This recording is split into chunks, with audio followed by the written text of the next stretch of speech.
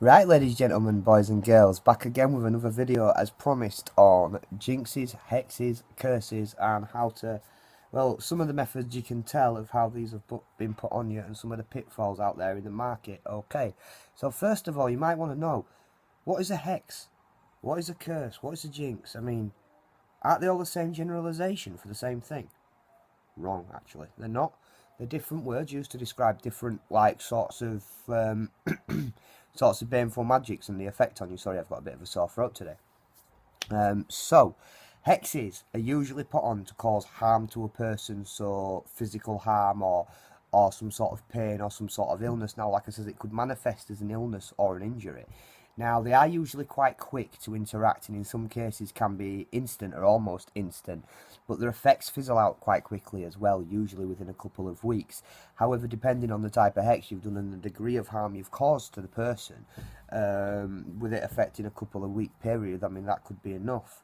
It is an incredibly dangerous form of magic in the way that it does actually cause physical and bodily harm, and can cause severe illnesses that can, obviously mess you up badly. But again, they are of quite a short duration, so they don't last very long at all. Now, curses themselves can be used to harm, or they can be used to cause misery or like bad luck and misfortune. They're usually cast by words, and the words usually have a lot of focused, harmful, hateful intentions in them. So they're usually spoken with quite a lot of spite and quite a lot of hate, and sometimes they can be done through actually focusing the hate and anger through like a sort of evil glare, which is known as the evil eye. So you're actually saying hurtful intentions in your head, and what you really do is you focus on the hurtful intentions, what you want to happen to this person, and you're either saying it or you're thinking it, and you're focusing on directing that negative energy to them, and that's a curse. Now, it's not usually a fast manifestation with a curse. It's usually quite a slow manifestation.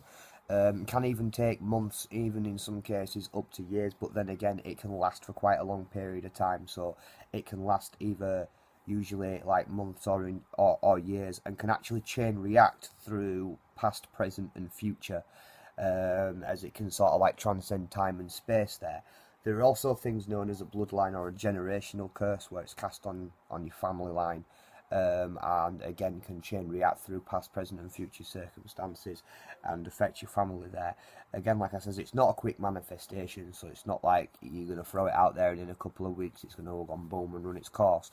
It is quite a slow type of effect, and it will drag on for longer than a hex. And like I said, it can be used to harm someone physically. It can be used to cause severe misfortune, or it can used to cause inflict severe misery on somebody. Now, the next kind of category is a jinx, and a jinx is really similar to a hex in the way that it has a quick manifestation and a short duration. So again, usually only lasting a couple of weeks, and it can manifest quite quickly. But it's there to cause like really shitty luck, basically. So manifestations of negative looks, your projects falling apart, your relationships souring, things like that, as opposed to actual bodily harm. So, it's used to affect areas in your life and give you bad luck in areas there that may affect you emotionally. So, that's the difference between a curse, hex, and a jinx. So, a hex causes physical harm, manifests quite quickly, but is over, like I said, quite quickly.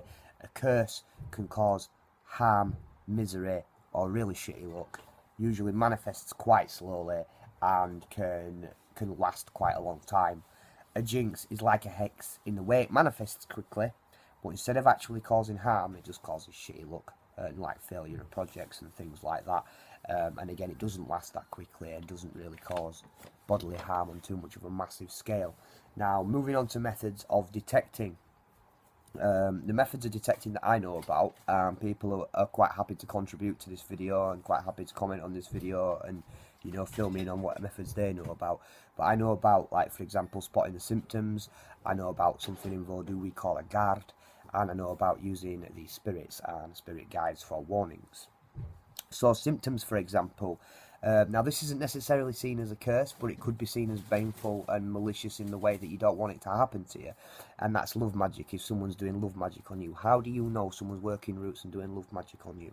Well, You might have an unnatural burning need to constantly contact this person, this lover or ex. Someone I look up to and respect a lot online called Leonard calls it the Joneses, and that's where you've literally got ants in your pants. You're like, oh, I need to call this person, I need to call this person, I need to speak to this person, I feel like my insides are on fire, I need to be with this person, I need to be near this person. That's work. Basically, they have put a root on you, and you are like they are in your head. That can be one of the symptoms. It's not always work. I mean, you could just be like really head over your heels in love with somebody, but usually when it's an unnatural effect, almost like severe withdrawal, but for a person, usually it can be a sign of someone working a root on you. So, and more things going wrong in your life, the more distant you get away from this person. So perhaps you broke up with a destructive ex, and this destructive ex has gone and put a root on you. So you're severing ties with this destructive ex, and you're moving further and further away from him. Have you suddenly noticed people you're close to turning on you? Have you suddenly noticed things at work souring? Have you suddenly noticed projects falling apart? Have you suddenly noticed you can't do anything right? That person could potentially have had roots put on you, and in some cases, the way that it will work is the spirit will try and get in your head and try and tell you to get back there and say that it's a good idea to get back with that person, and the more you're like, yo, fuck off, I'll do what I want, the more it takes from you. In which case, I would count this as a baneful magic and you know, of something along the lines of a negative nature, but it's not seen as negative nature by people employ it, it's seen as love work. But it is basically dragging someone back by the heels, using a divinity or spirit to do so. And the more that person resists, the more of themselves they lose, and the more of the things that are important to them and matter to them they lose. So when you get that person back, they are a shell of their former self. They'll have no money, no self-confidence, no job, you know what I mean? So people do employ that, and I don't have any problem with the people that do employ that. I don't employ that myself, but that is one thing to look out for as well. Have you recently split a relationship with somebody who may be in the magical community or into the magical community, and have noticed the further away you get, the more you lose? If you have, you could potentially be a root there. Okay, so other symptoms, what I call third-party symptoms. So, for example, in the case of you have protection magic that is kind of a bit nasty and will bite back, or you've got a guard. Have you noticed somebody you've recently beefed with on the internet looks a bit fucked up? You know, have they done something to you, and as a result of your protections, been slapped by it? Again, it could potentially be a sign that they have been trying to do some work on you, and that it has been backfired.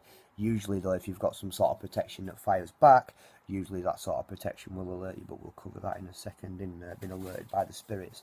So another third-party symptom, has somebody you care about, are they suddenly just randomly ill? Are things just suddenly going bad in their life, this person that you really care about? Perhaps you've got protection and you've beefed with someone online, so they've gone for your heart and targeted somebody that you care about. So is this person usually fit and healthy and full of vitality, and now all of a sudden are they just unusually ill all the time for no reason, always drained of energy? Or is somebody you really like all of a sudden on a destructive path and pushing you away? Again, potentially people can target the people you love using baneful magic to do so, and the symptoms can manifest in like what I call mystery illnesses. So somebody that's usually fit and healthy has no reason to get an affliction, all of a sudden has an affliction, and the doctors are like, I don't know, I ain't got a clue, this shouldn't be happening. Then it could potentially be a sign of, again, of somebody working on you, or somebody working on somebody you care about to get to you. Now, looking at symptoms for yourself, are you afflicted with mysterious illnesses? Are you usually quite fit and strong and healthy? Have you suddenly started losing a lot of weight? Have you suddenly started being drained and having no energy? And has everything in your life suddenly started going upside down? Can't do nothing right, can't all of a sudden make connections, can't network, can't do anything.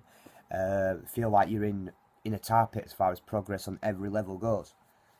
Potentially, again, if you've not made obviously any poor choices in your life and you are looking after yourself and things like that, again, potentially that could be a sign of things. When it's happened to me before, what's happened is the people targeted my energy, so I literally had absolutely no energy to do anything. So I didn't do my weights, didn't do my meditations, didn't do my learning, and I just basically sat on my backside chilling. So it wasn't a massive bane on me, but but it did slow my progress quite considerably. So yeah, have things happened in your life that all of a sudden have left you in an energy black hole, where you've got no ability, no compulsion to do anything? And again, he's suddenly afflicted by these mystery illnesses. You're losing a lot of weight, looking peaky, looking ill for no reason. And again, the doctors are like, oh, what's wrong with him? So yeah, that can be another sign as well. Now, moving on to ways to detect again. I mentioned guard earlier, so I was on about how the spirits in your guard can fire back. Well, in Vodou we make a talisman called a guard, and a guard is actually the spirits named within that guard can actually come to you in a dream or in manifestation and warn you of people that are doing work on you, or potentially people that are doing work on you, or give you signs that allow you to work that out. In some cases, the guard can be tailored to strike back as well. And you will see this manifesting in targets in people you've had beef with and people you've had arguments with. So earlier in symptoms I said, people you've recently had beef with, are they suddenly all fucked up even though you've done nothing? Well, if that's the case and you've got a guard in place, that's probably because they fired back first and some of the spirits named in the guard have protected you and fired back at them. But you should be warned, really, if that's the case, as far as I understand. I've got one, but since I had mine, I've never had beef since, so it hasn't happened yet. I don't know.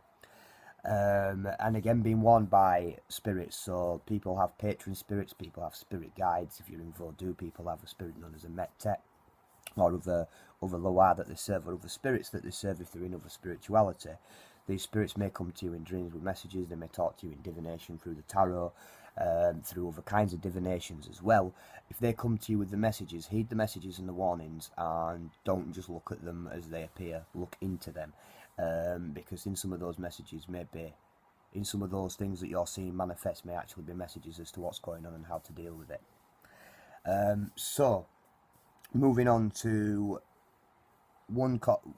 readings. Okay, so there's a pitfall with readings, and I've noticed this online. I'm not naming and shaming anyone, because this in a smear video, but I've noticed it online, the pitfalls with readings. Y'all know those readings, those ones out there that go, free read, comment your name and I'll tell you if you're cursed. And then every 5 they'll say, no, you're just depressed, and the 5th one they'll say, yes, need rituals. It's usually free reads or cheap reads, yeah, you're always going to get told you need work. Because free reads and cheap reads, there isn't any money in it. People that can actually read actually charge for the read. I mean, I only charge £25, but that's British pounds, but that equates to $40 US. And the reason I charge that is it's low in my country, is because it's not low in everybody else's country, if you understand. So, and I do turn around and tell people, listen, you know, you might think you need this work, but actually you don't. You just need to sort this out. You don't need to pay me X amount of pounds for this. You just need to sort this out. Do you know what I mean? So you've got to be really careful with readers, right? And I'm not saying take my word for it that I'm one of the good ones. What I'm saying is, if you use me as one of the readers, you want to hit up another 2 different readers that are nothing to do with each other, and then take an overall message from those 3 different reads. The reason is one might be saying, yeah, you're cursed, you need work, and the other 2 might be saying, nah, you're all right, just chill, you just need to fix a few things up in your life and it'll be good. Do you know what I mean? Whereas the person that's saying, yeah, you're cursed, could have been the first person you're going to, and instead of handing over $120 for free readings, you're handing over near on $2 for someone to dance around fucking stupid on camera and do a ritual that you don't need. Do you know what I mean? So you've got to be really careful with the pitfalls out there. Also be careful with anyone that approaches you, that just randomly comes to you and says, listen, I feel compelled by the spirits to tell you that you're cursed and only I can sort you out. Yeah, I don't think that's the case, to be honest with you. Again, I'd go for the free read option, or if you have the services of a reputable and trustworthy Hungan, Mambo or Bokor, approach them and say, listen, can you do a read on me, because I've got this random coming to me and saying, whoa, you're cursed and you need sorting out. Do you know what I mean? Because 9 out of 10 times people use faith and they turn faith into fear to make paper.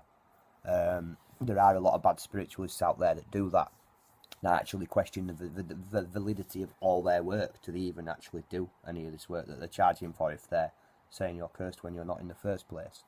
Again, I've seen a lot online that people are always like, oh, I think I've been cursed when I'm not. Well, not when I'm not, but people seem to blame bad luck or bad decisions on being cursed and stuff like that as well. not always the case. It's not always the case. 9 out of 10 times people think they're cursed and not cursed, just like 9 out of 10 times they think they've been affected by a planetary retrograde. They're not. What they've been affected by is poor decisions in their life or worrying about a certain thing. So, for example, somebody has an argument with another magician online. Maybe it's got a bit heated and maybe they say, yo, if you don't show up, I'm going to put some work on you. I don't know. Maybe he didn't even get that strong. Maybe it's just paranoia. But that person, through their own paranoia, can manifest negativity on themselves by psychic manifestation of the negative energies. Again, it's the same thing with like planetary retrogrades. If you fear a planetary retrograde that bad, you'll manifest the negativity of that, or what you perceive to be the negativity of that, onto yourself. So 9 times out of 10, when people think they are actually cursed, they're not cursed. They've either made poor decisions in their life, right? They're not happy about a specific decision or conversation that they've had, and now they're worrying about it, stressing about it, and manifesting negativity in their own life. Or they just need to do some work to sort one area of their life out that's bringing them down, and no one's necessarily doing any negative work on them. Excuse me. Anyways, I could babble on about this all night, but I'm not gonna.